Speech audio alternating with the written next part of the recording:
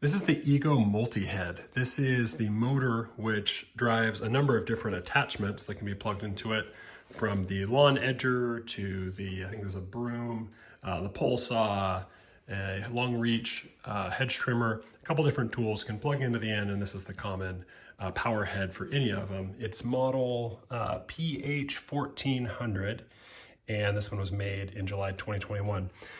This one has actually been replaced by EGO, but I wanted to see if I could fix the original.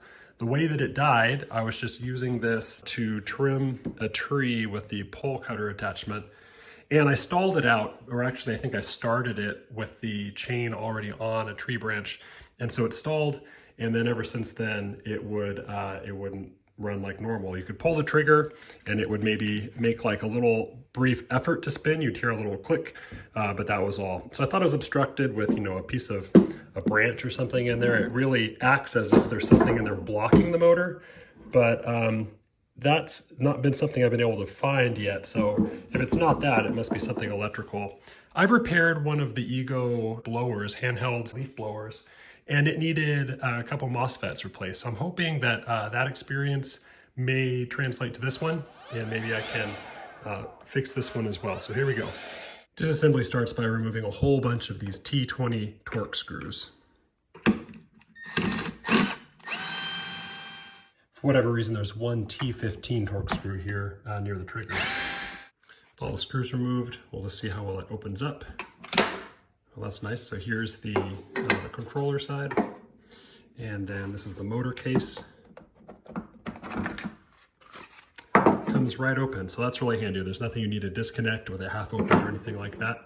Comes right open. You can see inside. Here's our brushless motor. We've got the spring release. This is what presses on the battery, keeps it engaged. Big, huge capacitor here. This must be our motor speed controller, and it has a little ribbon cable as well as some other standard wires that go up to the trigger. So the trigger has some smarts to it. It looks like there's just a regular old switch here, but then you've also got the speed control switch for speed 1 and 2 here.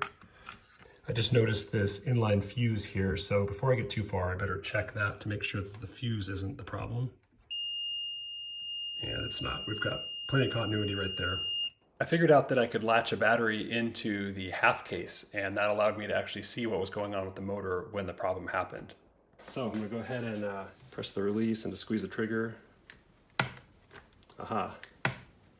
So it's like the motor tries to spin and then gets, just stops after a moment.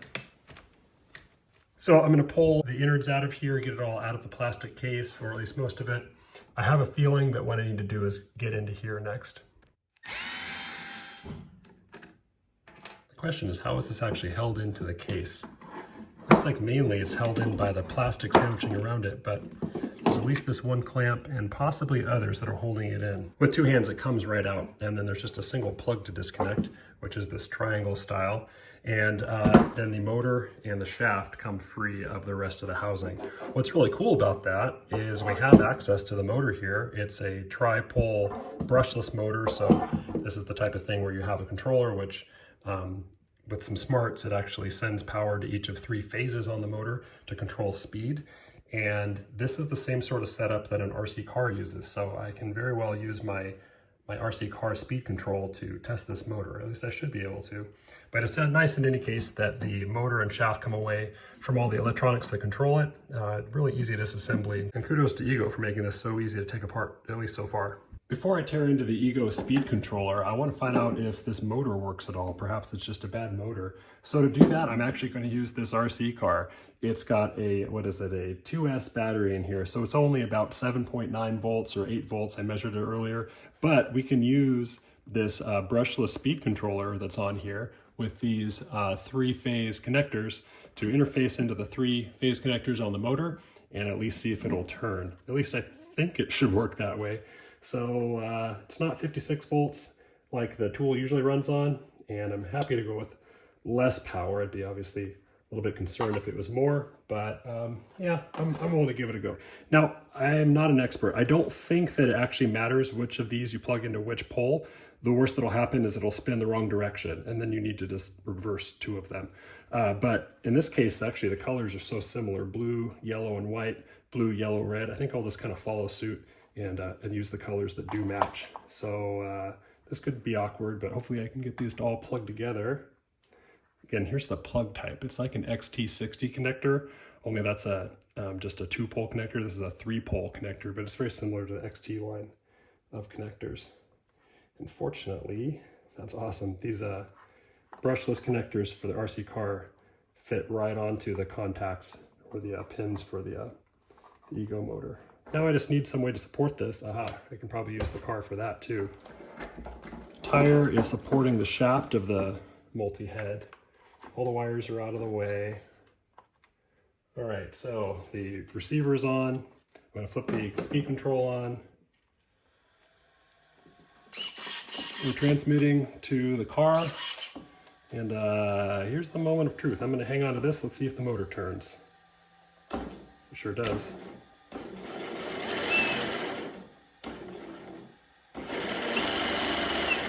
Not super fast, but that's what we would expect, right? It's a 56 volt tool running off of about 7.9 volts. So that's counterclockwise, that's clockwise. It's reversing as expected.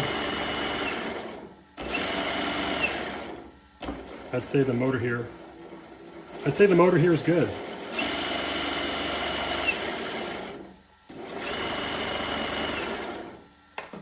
So using an RC car as a diagnostic tool, that's pretty neat.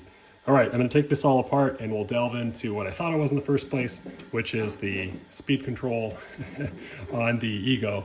So I'm gonna try to pull the speed controller out of this housing. I'm not sure if it's retained at all or if it just comes out. Oh, it looks like it's actually loose. All the wires here. Yeah, so this is the fuse, obviously. The only thing that's really holding it back is the wires that lead over to the fuse. So I'm gonna capture this closely on camera so that I can put it back later. But it looks like I can just fish the wires out of the little route where they go, and I should be able to take everything apart without any screws, just like that. All right, so another part gets set off to the side. Inside of here is where you're probably gonna have a series of MOSFETs. I would guess 3 or 6 or 9 or 12. Some multiple of 3 that actually turns on and off each phase of the motor. I'm interjecting this message from the future where I have more information about this problem, and I want to show you something you can do right here at this point to see if you do have a problem with MOSFETs inside this heatsink being shorted before you go all the way into it and take more apart. So the way to do that is by checking for any short between the negative, the positive, or any of the 3 phases of the motor. Now I've taken a lot of the sealer or thermal caulking off of these wires, so I can access these directly. You may not be able to, but that's okay because you do have access to the negative and the positive sides through this capacitor. So let me show you a quick check you can do to see if you have any shorts. First off, we want to check positive to negative. Well, you can do that right here on the capacitor. There's a red wire and a black wire. Set your multimeter to ohms and check from positive to negative. I'm getting 7.6 mega ohms, so that's essentially no connection whatsoever. That's good. No short between positive and negative. Now what we need to do is check positive against all 3 phases and the negative against all 3 phases. So I'm going to get positive off of this capacitor, the red wire, and then I'll just compare it to each of the phases of the motor. So the first phase, I get 8.1 mega ohms. The next one, 8.2 mega ohms. The next one, 8.2 mega ohms. So essentially no connection to any of those. Next, I'll just put my probe on the negative side of the capacitor, the black wire, and do the same thing. Here I'm getting 87K, 86K, about 87K, and 87K again.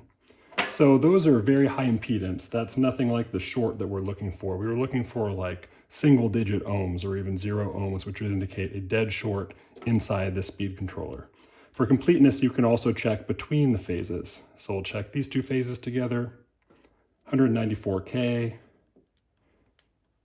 193K, 194K. So we do not have any dead shorts between positive, negative, or the three phases of the motor at this point. That's because, as you'll see in the video, I've fixed the speed controller. But had I done that test at this step right now, I would have seen conclusive proof that I needed to go inside of here because I did have a short. So watch on to see how I found the same information out once I was already inside and how I fixed it. Getting into this is the next challenge. Now there's a couple screws here, that's good news. I just take out some Phillips screws. Nothing too complicated there, but I have a feeling that's not gonna be the end of it. I think we're probably gonna run into a bunch of this schmoo that we're gonna have to deal with. So let's start with the easy stuff and take those screws out. Okay, there's the 4 Phillips screws. They're out. Oh, okay, that just takes off a little plastic protector. Not really anything significant there, except that now we can actually see some of the board, and basically it's sealed with some of this like almost like caulking material. I'm guessing we need to take this apart because I'm thinking the business end is probably on the other side of this board. Before I speculate too much, I'm going to take this over to the bench where there's more light and start peeling more of this sealant back. All right, so we're on my solder station workbench where there's good light and I can look at it a little bit more closely. What I'd like to know is, does this board come off of the heatsink? And it looks like it should. It looks like the screws would have been holding the two together, but obviously I don't want to go prying on this and break something. So yeah, I'm gonna start with like a plastic pry tool, I think. Gotta get a hold of it somewhere, find a little foothold to start prying with. Okay, that's not working. Other things we can do are we can heat the heatsink, see if that helps it release. So I think if I heat the heatsink up to a sufficient temperature and heat the board some as well, I may have a chance of pulling it off of the board and separating it from whatever this plate is in the center. I may not have any luck, but I might, so I'm gonna give that a try. I'm at max temperature on my air station and max airflow as well. And this is a heatsink, so it's gonna consume a lot of heat before it changes temperature, or at least it's gonna change temperature slowly. But I should be able to saturate it with heat and then try to pull the board off of it. So yeah, just gonna sit here and heat up the heatsink, and this might take a while. Okay, the heatsink is good and hot, and I flipped it over and I'm holding the heatsink in the vise. The board is pretty hot as well, although I never directly heated on this side. So now I'm just gonna try to give it some pressure, try to separate it. Let's crank down on this heatsink really good. All right, so it's really well clamped in there, and I'm just gonna put some steady pressure up on this board. It's stuck on there pretty good, but it is moving, it's separating. I hate to pry on a circuit board, but here we go, it's coming. All right, we got it. So we have MOSFETs that are sort of potted into a very low profile relief on the bottom of this heatsink.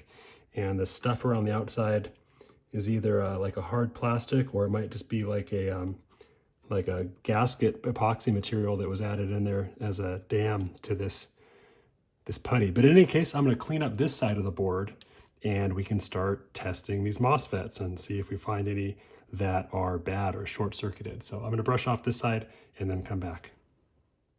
Okay, I've got this side of the board cleaned up fairly well. I used this brass brush to remove as much of this white thermal paste as I could, this kind of like white caulking-like material. And then I used 99% isopropyl alcohol to just wash off wash the board and get it all clean as you see it here. So I've taken a look at it, and here's how you can understand the board fairly simply at a high level. So you've got the black wire and the yellow wire coming into the board on top. And black is essentially battery negative, yellow is essentially battery positive. I say essentially because actually this doesn't connect directly to the battery, it goes through the switch first and then comes back here. So this is essentially battery positive and negative. And you can even see on the board it says bat plus and bat negative. These connections onto the board are backed up by these sort of like rails that are soldered onto the board to help it carry more current. But all you need to keep in mind is that basically there's a negative side of the board and a positive side of the board. Keep that in mind as we flip this over and clamp it. So then there's 3 more rails on the back side for each of the 3 phases of motor power. So here's another rail that backs up the PCB for this phase wire, and here's another rail for the center phase wire, and another rail for the rightmost phase wire. You've got positive coming in and negative coming in, and then 3 phases going out. Each of the phases has MOSFETs on the left and the right sides. And it turns out that the phase, for any given phase, the left side is the positive connection MOSFETs, and on the right side is the negative connection MOSFETs. So it's like at any given time, you can be connecting this phase to positive power or connecting this phase to the negative side. I'll just show how that works using my multimeter. Let me zoom out. So just a demo. There we go. For example, the negative side. So here's the negative wire going into the PCB. It actually pops through the board, so I can pick up negative right there. And I'll just touch any of the pins on the right side MOSFETs. For example, these ones. And you can see that it's connected. But if I connect to the pins on one of these left side MOSFETs, it blips, but there's no actual permanent connection there. So the left side MOSFETs are connected to battery positive. Battery positive, positive, positive, positive, positive, and positive. Left side of any given phase connects to positive. The right side of any given phase connects to negative. The result of whether the MOSFET is turned on or turned off connects the positive or the negative to the rail in the center here. So the first thing, or the next thing I want to do is just double check that positive and negative aren't shorted together. And they're not. I'm just going to touch the actual heavy duty connections on the board as well. And yeah, no connection between positive and negative whatsoever, so that's good. So now I want to check negative to each phase. Now these MOSFETs shouldn't be on, so there shouldn't be any connection from negative to any of these phases. So I guess the easy way to do that would just be to plug in, I'll just put my wire into, looks like I'm in the yellow cable right now, and I'll connect to negative. Just have to trust me, I'm touching the wire on the other side, no connection. And now I'll touch to blue, no connection. Now I'll touch to the sort of orange, no connection. That's the exact same thing as just touching the rail here. No connection to any of these rails. Okay, so now I'm gonna do the same for positive. Let me connect this, this wire to the, positive wire that where it connects to the board. Okay, so I'm connected to the positive wire. Now I'm gonna touch each rail. Here's phase 1, phase 2, and phase 3. There we go. Positive is connected to phase 3. It looks like all the time. There's no power applied here. These MOSFETs should be off. There should be a very high impedance connection between positive and this rail, but there's actually close to 0 ohms. So I see a short between positive and this rail. Okay, so we established that the MOSFETs on the left side of a given phase or a left side of a given rail are the positive side MOSFETs. So that tells me that one of these MOSFETs is permanently connecting between positive and the rail. So let's measure across these MOSFETs. And they may be in common, that is, these MOSFETs might be in parallel, so this may not actually help me isolate, but let's see if we see the positive side of the MOSFET to the rail, and we do. And the positive side of the MOSFET to the rail, and we do. So I'm guessing these are probably in parallel, so it doesn't tell me which one, but I bet one or both of these MOSFETs is internally shorted, and it's leaving this yellow phase connected permanently to positive power. I think that's our basic problem. So the next thing that I need to do, well, twofold. One, I need to identify what is the model of these MOSFETs so that I can see if I have some or order some up. Once I know the model of the MOSFETs, I need to desolder each of these and then test them individually off the board to see which one is shorted or if both are shorted. So I'll start by just zooming in and seeing if we can establish the model of the MOSFET. Always pretty tough to see here. Usually you got to get it just the right angle with just the right light. I think we're actually going to luck out here. If I can get everything to hold still. I believe that says TPH 4R0 08, is that N? 08NH it looks like. And it's got 8 pins on it. And so we'll go and see if we can figure out what model that is and see if it's something that can be purchased on sites like DigiKey or Mauser. So that's step one. I'll do that offline, but right here with you, I want to see if I can go ahead and desolder one of these so that I can also go ahead and test it. So let me get out my desoldering stuff and I'll be right back. Okay, I've got my hot air station at the ready. I'll start by putting just a little bit of flux onto the pads here. I might even melt some of my solder, a little bit lower temperature solder, into these just to help them release at a lower temp. Well, we'll give it a try first with just some hot air and see if we can get these to unlock. I don't like how hot this is having to get. It's not budging. Okay, we're going to abort. Before I ruin anything, I'm taking off the hot solder or hot air. I'm actually going to solder some of my own low temp solder across all those bridges.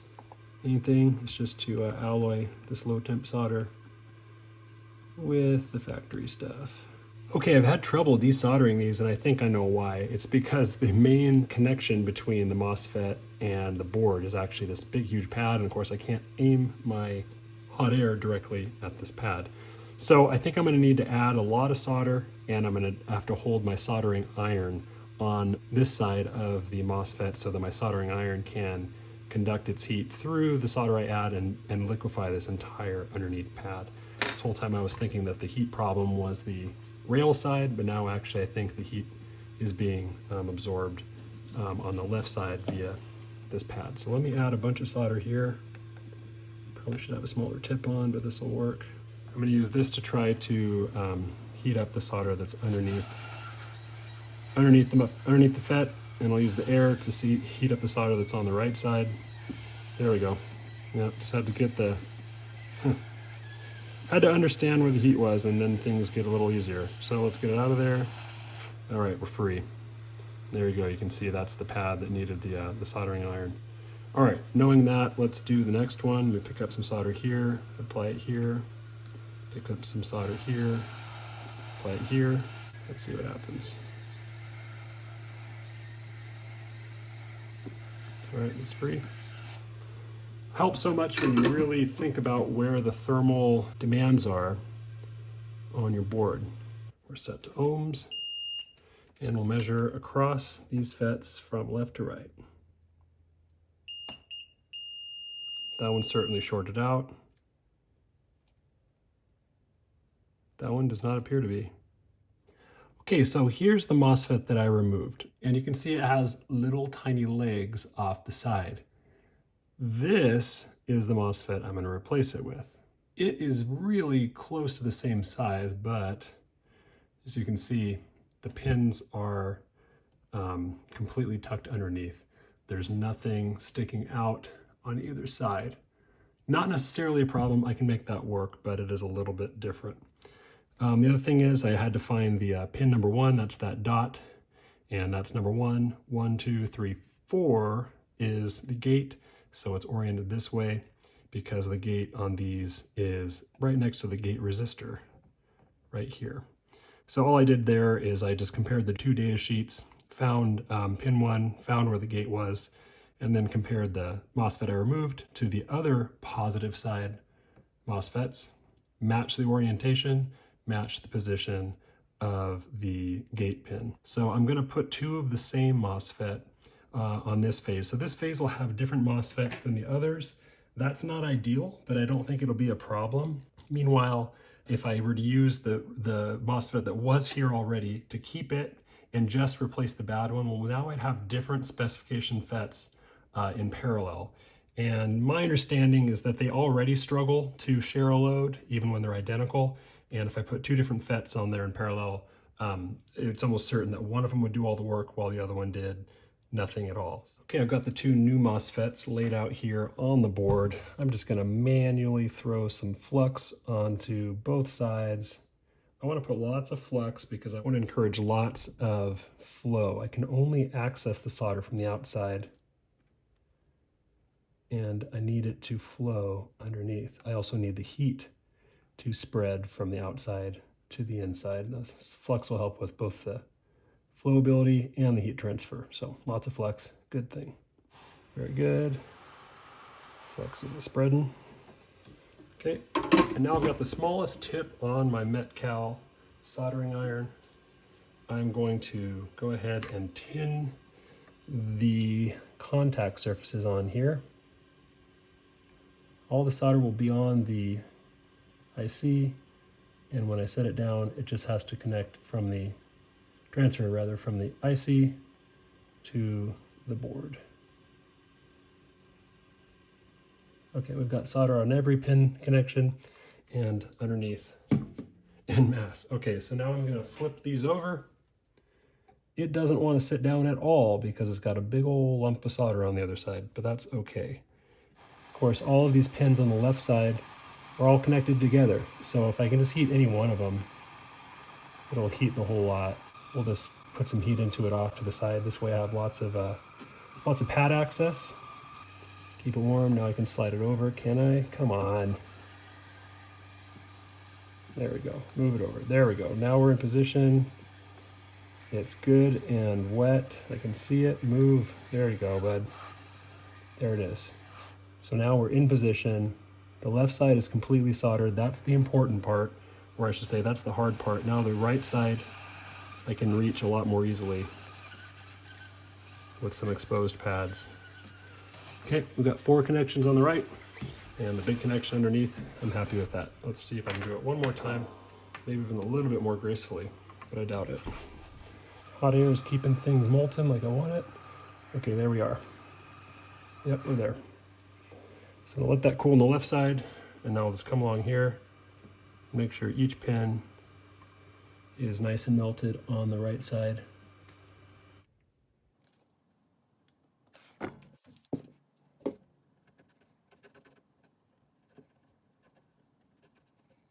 Okay, it's time to test. I've got the motor rigged up here in a second vise in a place where it can spin freely. I've got it plugged into the board. I guess I've just got to carefully plug this into the battery, and then I can use the original control to activate it. Okay, battery's hooked up. Everything should be ready to go.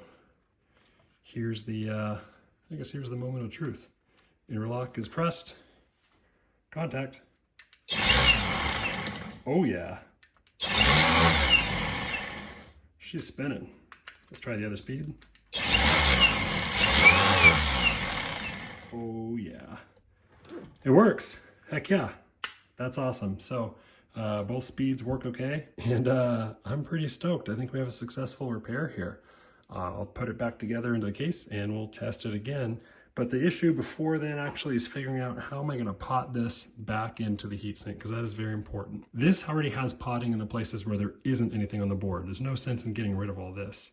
And all the places that these components take up inside of here has that stuff missing. So I might be able to squirt my own thermal paste into these slots, plop it on there, and have reasonably good thermal conductivity. The only exception is, of course, I've put on slightly different shaped MOSFETs over here. So I think I'll just cut this out a little bit, give it space for the new FETs, fill this full of good thermal paste. So let's give it a go.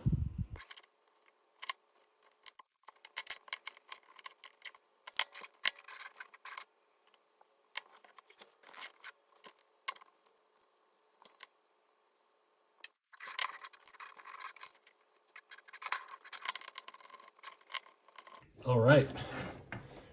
Nothing more reassuring than seeing the paste actually squeeze out the side. We'll just wipe it off and consider it good.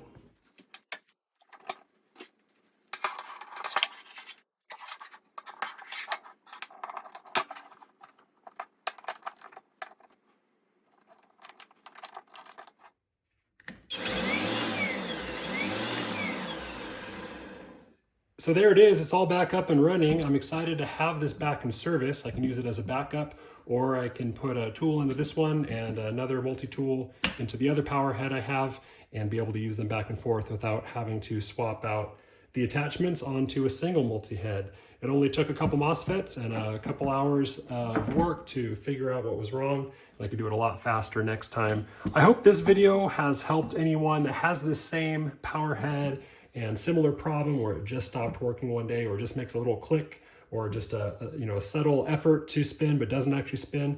If that's what's happening to you and you have some electronic abilities, give this a try. I have a good feeling that yours is just like mine and it blew a MOSFET or two. This is the second tool where I ever encountered that. First was the blower and now this, and they basically had the same failure where one of the positive or negative was shorted to one of the phases of the motor. So that's that. Hopefully it was helpful to you. If you have any questions, throw them in the comments. If you're inclined, please go ahead and hit that like button. But in any case, thanks for watching.